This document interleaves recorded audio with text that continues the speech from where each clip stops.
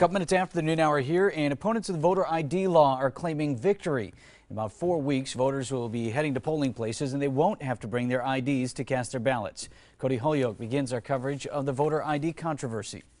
This is a great day. Call it a temporary victory for groups like the NAACP and Voces de la Frontera. Dane County Judge David Flanagan ordered a pause to the voter ID policy, writing, Wisconsin now has the benefit and the burden of the single most restrictive voter eligibility law in the United States. Judge Flanagan's decision was an affirmation of the sanctity of voting rights. Flanagan argued irreparable harm is likely to occur in the absence of an injunction. We make careful record of what's happening. But state voting officials are now concerned with the harm and confusion the ruling may cause ahead of the April 3rd primary. It does throw a tremendous wrench into what's going on right now because, the election is on the move. Republicans aren't taking the news sitting down. Governor Walker's office says they'll likely appeal the ruling, responding, quote, requiring photo identification to vote is common sense. We require it to get a library card, cold medicine, and public assistance. It is essentially a contemporary poll tax. The groups who filed the suit understand there's a long way to go, but they're willing to keep fighting.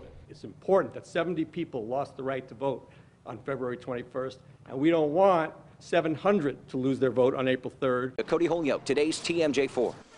Thank you, Cody. Now, the injunction keeps the voter ID law out of polling places until after trial, which is set to begin April 16th. However, an appeal could reverse the ruling before then. And there are new concerns about the judge who made the ruling. Judge David Flanagan's spokesperson confirmed that Flanagan signed a petition to recall Governor Scott Walker. The spokesperson had no further comment. State Representative Jeff Stone, sponsor of the voter ID bill, he would not criticize the judge, but said he understands why there are questions about Flanagan's impartiality. It doesn't matter what happens in Wisconsin right now. Everything has an element of politics to it. Judge Flanagan's spokeswoman also works for the campaign of Democrat Kathleen Falk, who hopes to run against Governor Walker if there is a recall election. So our sound-off question for you today. Should a judge have put the voter ID law on hold? Sound off by calling 414-967-5304 or email your comments to soundoff@today'stmj4.com.